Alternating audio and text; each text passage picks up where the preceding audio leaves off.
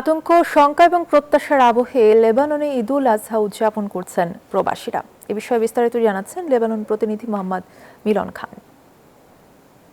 দর্শক, আমি এই মুহূর্তে অবস্থান করছি লেবাননের রাজধানী বেইরুতের শহীদ চত্বরে। আমার পিছনে আপনারা দেখতে পাচ্ছেন যে লেবাননের যে জাতীয় মসজিদ আল আমিন মসজিদ, সেখানে কিন্তু প্রবাসী বাংলাদেশিরা ঈদুল আজহার যে জামাতটি সেটি কিন্তু শেষ করলো। ওদের স্বপ্ন পূরণে পাশে থাকতে পেরে আমরা গর্বিত।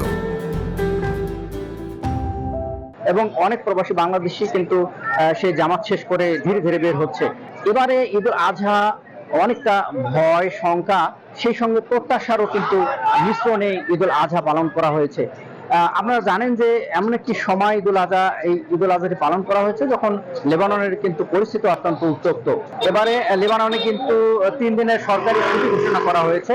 এখানে কিন্তু প্রবাসী বাংলাদেশিরা যেহেতু প্রাইভেট সেক্টরে কাজ করে, তারা কিন্তু অনেকেই ছুটি পায়নি।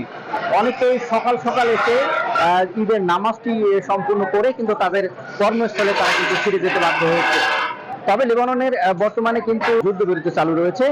এই যুদ্ধবিরতি কিন্তু কাগজে কলমে হলেও বাস্তবে কিন্তু আমরা এর প্রতিফলন দেখছি না। এই যুদ্ধবিরতি যেন বাস্তবে সম্পূর্ণ হয়ে লেবাননে শান্তি ফিরে আসে, এমনটি প্রত্যাশা করছে প্রবাসী বাংলাদেশিরা। লেবাননের রাজধানী বেইরুত থেকে মিলন খান, নিউজ 24।